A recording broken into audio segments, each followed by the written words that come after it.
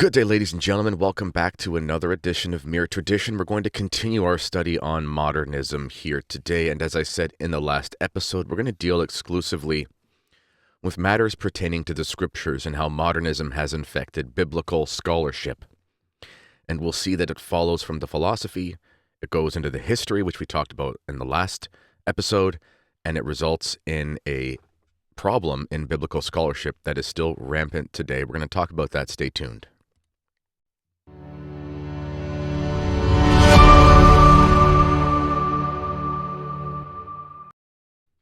So if you're just joining us for the first time, maybe you're seeing the free preview of this. This is, I think it's episode number 5. I'm losing track. But this is not the first episode in this series. You're going to want to go check out meretradition.substack.com. If you're watching the free preview on Substack, you're already there. If you want to see the rest, maybe consider becoming a premium subscriber. It helps me keep doing this, and thank you to all that have subscribed. If you're seeing this on YouTube or listening to it on a podcast platform, you can click the link underneath, and it should be there for you. Little summary of where we've gotten to at this point. We talked about the philosophical origins, or the original philosophers, I should say, that led to modern philosophy. We then talked about what those philosophies were and the effects that they had on basically the modern intellect, if you want to put it that way, and how those concepts were picked up by modernists and turned basically into a theology, more than just a philosophy. Last episode, we talked about how the modernist understanding of authority and history has led to the disaster that we have today of collegiality, and also just a complete rewriting of Catholic history, which has been a disaster for the church and for the world, for that matter.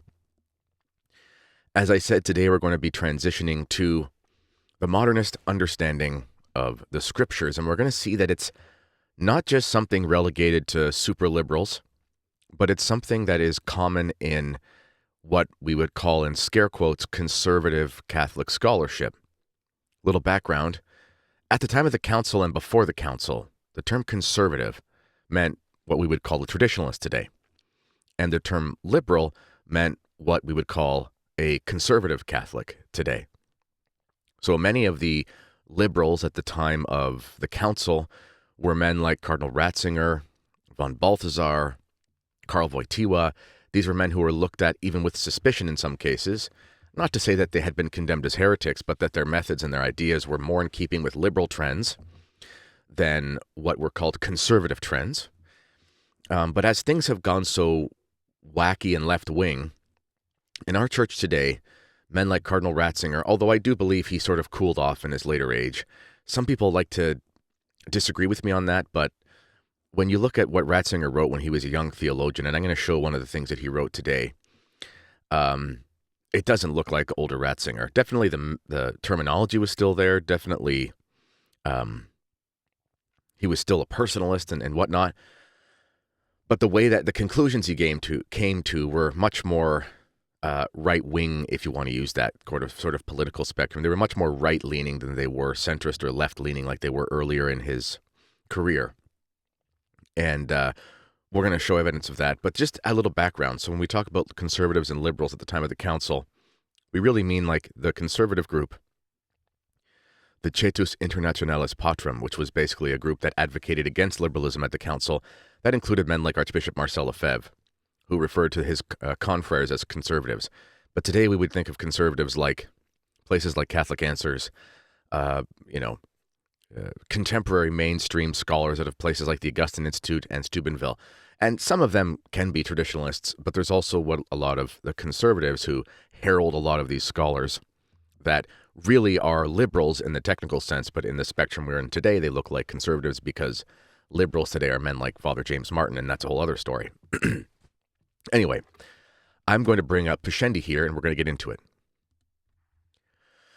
So I'm just going to read paragraph 34 of Pascendi. Again, this is Pope Pius X's document on the doctrine of the modernists, or the doctrines of the modernists, I guess. Most of you have not read it. Most people have not read it. I recommend you read it. Although it is difficult to read, which is why I hope this is helpful for you to understand. Okay, paragraph 34. I'm going to read, and I'll stop for a little bit of commentary. Then I'm going to show you some stuff from my forthcoming book, some points that I have in there. and I'll use that to explain things a little bit better. Pius X writes, "The result of this dismembering of the sacred books and this partition of them throughout the centuries is naturally that the scriptures can no longer be attributed to the authors whose names they bear." So I'll pause there. He's talking about what happens, and maybe I can even just scroll up a bit here to see the section which he was talking about. This is, he was talking about historical criticism, the method of, which at the time he called historical critical, whatever, but it's the same thing. And we talked about that in the last episode, but just a quick refresher. What was historical criticism? Historical criticism was the method that was adopted in the 1800s, basically late 19th century, where things from the past were basically looked at again through the lens of modern scientific tools. So they had their discoveries in archaeology, and they would say to themselves, because they had adopted this kind of materialism, this rationalism, which was so in vogue at the time, and they would say, well, we can't trust written records from people because people aren't perfect, but we can trust discoveries of things, and because our methods are accurate. It obviously is flawed because the methods aren't always accurate. Things like dating methods and stuff have radically changed. But also, when you're looking at stuff from the past, you still have to make a decision and a conclusion about it, so you're still adding in your own opinion. Your opinion may be correct, but you're not really safe from the human element, although they thought they were. And the result was, I mentioned in the last show, they denied that there was any animal husbandry with camels at the time of Abraham. So, of course, Abraham couldn't be accurate. But then you discover later on with archaeological evidence, long after those claims were made, that no, they actually did discover evidence for that. So many things have happened like that, but you can see how this totally colors their scholarship. And the result was, as Pius X said, he called this a dismembering of the sacred books and this partition of them throughout the centuries. So basically they were partitioned off into different sections because the historical critics would say, well, clearly there are things in these books that we can't justify or we can't validate with our methods that we're using now as critics. So we must assume that they're written long after that from people from another time who have the things that we see later and not in the earlier times. He continues, and he says they can no longer be attributed to the authors whose names they bear. So the traditional understanding, which is the Catholic understanding, is that they're called the books of Moses because Moses wrote them. That's no longer taught in Catholic studies today, even though it's true. He continues, he says, the modernists have no hesitation in affirming commonly that these books, and especially the Pentateuch and the first three Gospels, so the first 5 books of the Bible and the first 3 books of the New Testament, have been gradually formed by additions to a primitive brief narration. So originally they were very simple books, and then through faith they were, they were made faithful. They were religious. There were religious additions. This is in keeping with the notion of the evolution of dogma, vital immanence, that we talked about at length in other episodes. By interpolations of theological or allegorical interpretation, by transitions, by joining different passages together. Basically mythologizing. This means briefly that in the sacred books we must admit a vital evolution, springing from and corresponding with evolution of faith.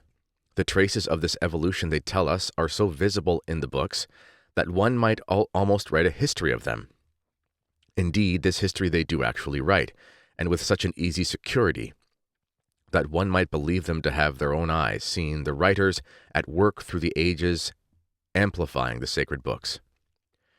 He kind of makes fun of them there, if you understand his style. To aid them in this, they call to their assistance the branch of criticism, which they call textual, and labor to show that such a fact or such a phrase is not in its right place, and deducing other arguments of the same kind. So what he's saying here is these modern critics use their textual criticism, which can be used for good,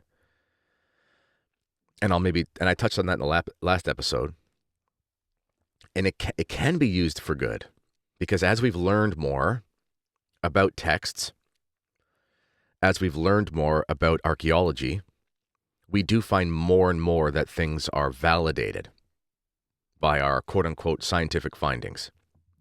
One of the great examples of this are the Dead Sea Scrolls, which were preserved kind of miraculously in how they were buried, basically. And they match the earliest texts, and they're from a very early time, so we can't say when we compare those extremely early ones with the later editions of the Bible, we can't agree with the modernist scholars who say this stuff must have been added much later over time. That's not as easy to do now. So there are certain elements that do help. But that's not the point of why textual criticism or historical criticism can be a very dangerous tool to use in biblical studies, notwithstanding those who have used it well, because it's still part and parcel, or at least can be used easily or interpreted easily, even if it's not the intention of the person who does it. It gives the impression that faith is subject to science. And you probably have seen this. I mean, I have been, made fun of by numerous, well, not that many, but a number of Catholic apologists who think that I'm, a stupid creationist. And I am a creationist. I'm, in fact, a young earth creationist. And, of course, my motivations for assessing that question of creation and evolution were definitely inspired or motivated by a religious quandary. But the funny thing is, in my case, I was actually someone who was trying to prove that creationism was wrong. I was kind of an agnostic-y person until I was a practicing Catholic. And I spent a lot of time trying to understand the world through the lens of evolution, and I just found a lot of things in it itself that didn't make sense to me, just from a purely kind of cause and effect standpoint. It just didn't lead to this. It just didn't make sense. That was my opinion. And then when I started studying Catholicism by looking at what the fathers say and things like that about the first few books of the Bible, I realized that they all took it as real history. And even St. Augustine did, by the way. He's often used to justify evolution, but that's not true. And maybe I can talk about that at the end of the episode. I have evidence of that in my book. And I just kept trying, and then I tried to justify theistic evolution and look at sort of that stream, and I just kept finding problems. And I found problems in it because the logical consequences of the belief of evolutionary theory, of basically a Darwinian evolution, a macro, there is micro in the sense of different breeds of dogs and adaptations to environments. That always happens for sure. That's no one sensible would deny that. But the macro type, I kept reading the fathers, I kept reading Aquinas, I kept looking at the way the popes talked about the scriptures, and it just didn't work. And I thought, okay, well, if I'm not playing with words here, if I'm not going to cheat with vocabulary, which is what you have to do in order to justify that, and we'll show how that happens with modern biblical scholarship. If you're not going to cheat with vocabulary, then you basically have to live in a contradiction where, sure, the church has always taught that the first few books of the Bible were literal history. There may have been other things thrown in there, but the things that were historical were historical. But that's not really possible, is it? According to even theistic evolution, so you have to basically allegorize and make everything a metaphor. And I just thought, I can't set myself up above 19 centuries of Catholicism. I just don't have the pride, quite frankly, to do that. So I became a creationist after exhausting my efforts to try to show that I didn't have to be. That's just my experience. But I've been raked over the coals for being a creationist by those who think that, that leads people away and makes people think that we're stupid or whatever, because we have to show that we match modern science. But I don't understand why this mentality has so much sway with people. The modern sciences change all the time. If you go read Darwin's Origin of the Species, You can even just read selections of it online. So much of that has not even been proved at all. And so much of it is basically laughable. I mean, most scientists have never read that book. There's this Darwinianism that they kind of ascribe to as this overarching philosophy, but the actual claims of Darwin, like a lot of them, are laughable. I had a PhD in evolutionary biology from Oxford on my show last year, and he was showing me with just the research that's in the field that the claims that people have about evolution just don't work. And there's more and more people that are comfortable talking about that. So, like, why would I ever subject the 20 centuries of firm theology, from popes to saints to doctors to theologians to scholastics, whatever? Why would I ever think, well, I have to make sure that matches like whatever's in vogue in 2025? It just seems really stupid to me. But that's the modernist error of subjecting faith to science. And it's also an error of the way that they use the word science. Science means an ordered body of knowledge. Theology is a science. It's actually the queen of the sciences. It's the highest. So if any science has to be subject to anything, it's the natural sciences subject to the queen of the sciences. That would be the logic of it, unless you think that the other ones are all the king or something. They're over top of it if you follow the metaphor or the analogy. So anyway, that's why historical criticism, as useful as it can be, you're still playing in the sandbox with the materialists. And I get it. I'm not saying it's all condemnatory. I'm just saying it treats a symptom, but it doesn't fix the problem, if that makes sense. Okay, let's get back to it.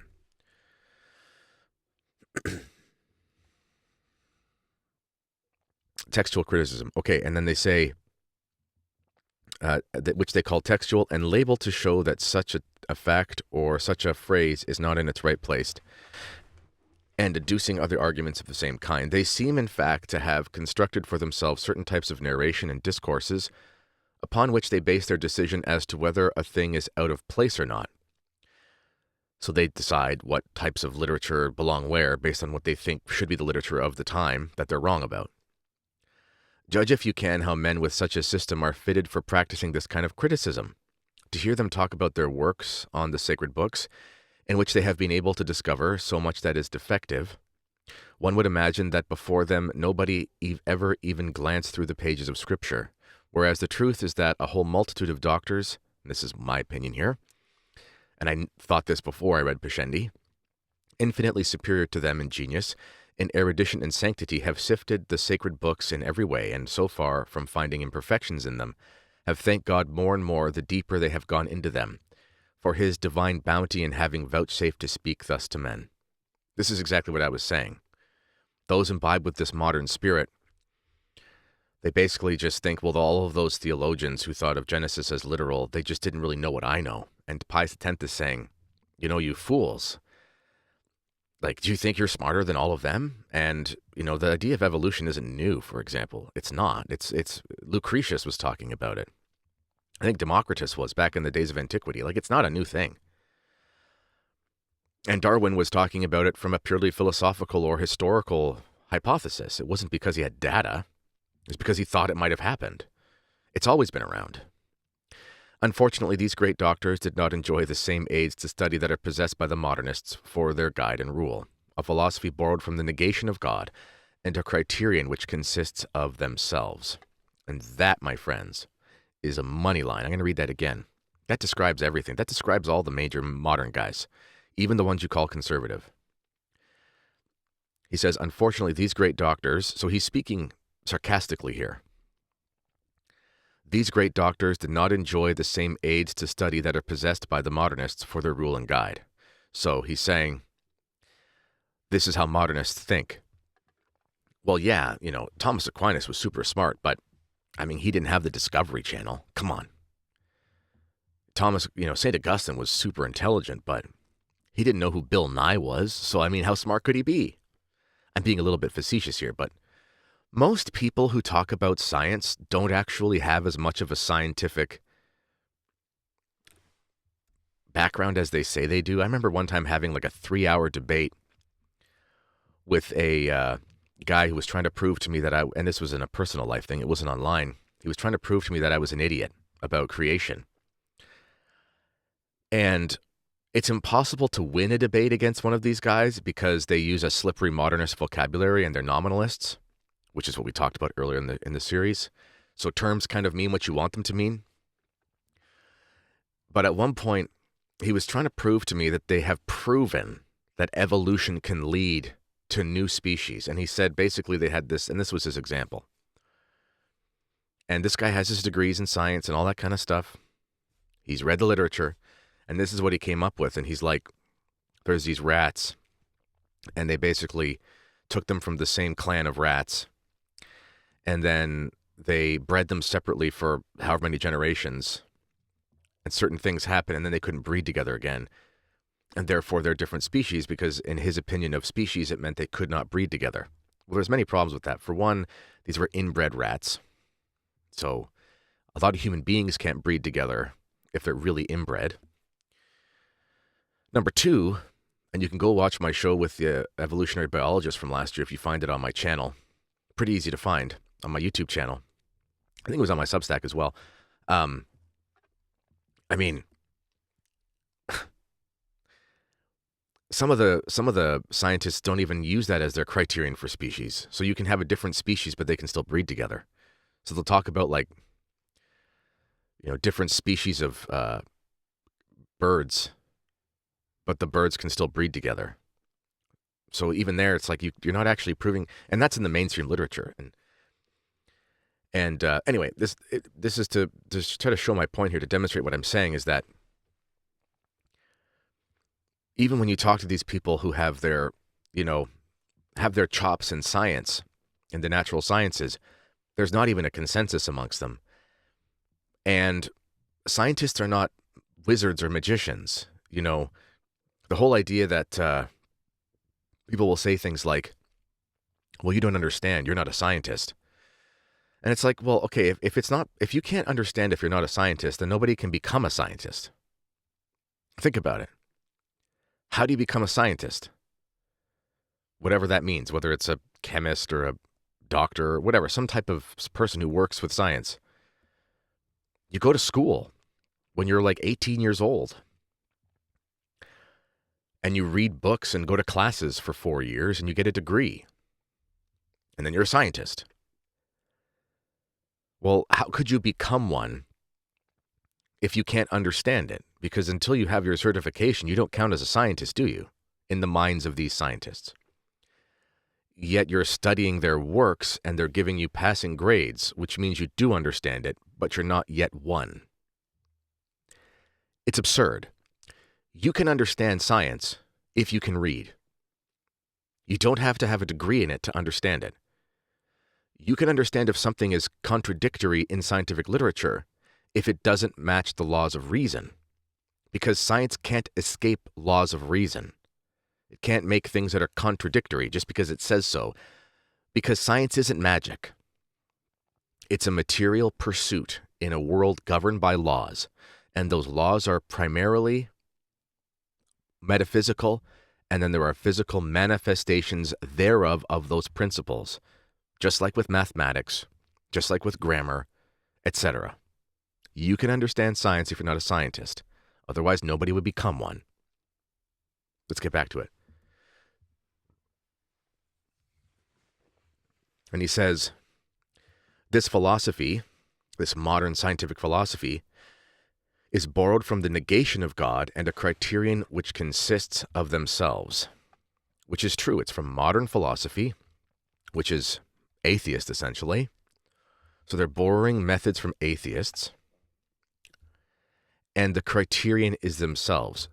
So they get to judge what counts as good scholarship based on what they judge as good scholarship. It's circular. It's circular. This is why there's a major problem in the modern sciences. This was the frustration people were having during the COVID time. You, as a non-scientist, or even as a scientist, and you're smart enough to walk and chew gum and tie your shoes, which makes you smarter than most of the people in Congress. Well, many of them are smart enough to do that, but they're not smart enough to not spend money they don't have. But anyway, you as a regular person who can think would look at things Fauci and others were saying and say, that's stupid and doesn't make sense. And they would say, trust the experts. I remember having a conversation, sort of the side notes, but it's important because this demonstrates how this mentality is everywhere. I remember having a conversation with somebody during the lockdown time. And here in Canada, and you can say this now on YouTube, I think, hope so. By the way, I'll be going behind a paywall in about 4 minutes if you want to hear the rest of the episode. And I'm going to show you why men like Colonel Ratzinger actually contributed to this modernist biblical scholarship. Having a conversation with this person at the end of 2021. Backstory, end of 2021, the cases in the hospitals of vaccinated versus unvaccinated were basically on par. In some cases, it was higher amongst the vaccinated. And that was what the data said. I wrote articles about it for LifeSite News. It was from the Ontario, from the Ontario website, like their hospital websites. It was official stuff. It was just raw data in Excel spreadsheets. You could download it if you wanted to, and you could comb through it. And I did that because it was my job as a journalist. I also never took a course in Excel, but I can somehow understand Excel. Weird, eh? There was a lot of amazing things in that data because at the policy here in Ontario was that you had to go into the hospital. If you had to go to the hospital for any reason and you were going to stay in the hospital, like you had to go for inpatient surgery or whatever, any of these things, you had to be tested if you weren't vaccinated. If you chose not to be vaccinated, if you chose not to be tested, then you counted as a positive. I know because I went through that. I chose not to be, and I had to. Anyway, it doesn't matter. I know that for a fact. So the only reason you were tested if you were vaccinated was if you had symptoms of a cold. And they wanted to rule out certain things. So it was probably much higher amongst the vaccinated based on that methodology. You can see how that would work because you're testing everybody who's non-vaccinated. And even people who don't get tested count. And you're testing only those who demonstrate flu-like symptoms if they're vaccinated. You see how that works. And I sent this information and I said, this is crazy. Because this guy was totally drunk on COVID. He said to me, where are you getting this information? And I said, from the government's website, from the hospitals. And the response was, I kid you not, well, I trust the experts. This is the mentality that Pius X is talking about here. They have their own circular logic that they invented themselves or took from atheists. And then they judge if it's good or not based on what they think is good or not. Same thing. Reason does not need to apply. He continues, we believe then that we have set forth with sufficient clearness the historical method of the modernists. The philosopher leads the way. We talked about in the first couple episodes. The historian follows. That was last episode. And then in due order come internal and textual criticism, biblical scholarship. And since it is characteristic of the first cause to communicate its virtue to secondary causes, it is quite clear that the criticism we are concerned with is an agnostic, immanentist, and evolutionist criticism. It's modernist. Those are the three foundational underpinnings of modernism. Very important line there I want you to think about. And I'm going to go behind a paywall in about a minute, by the way, if you want to keep listening. This is something super important. And he says, since it is characteristic of the first cause to communicate its virtue to secondary causes. What does that mean? If the foundational principles of something are wrong, it will necessarily communicate those principles into what it inspires. This is why, although historical and textual criticism have been used well, what makes it dangerous is still in the process, even if you use it differently.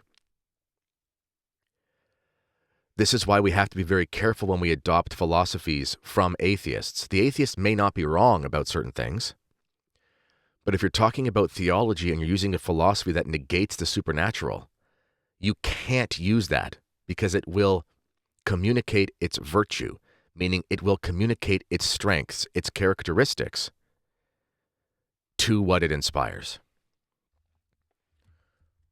All right, ladies and gentlemen, I'm going to go behind a paywall here. Click the link in the description if you want to hear more. We're going to show how even Cardinal Ratzinger was part of this modernist biblical scholarship. And we're also going to look at what the popes have said about how we're supposed to view sacred scripture in an infallible way. And they don't match what is common today. All right. For paid subscribers, I will see you on the other side.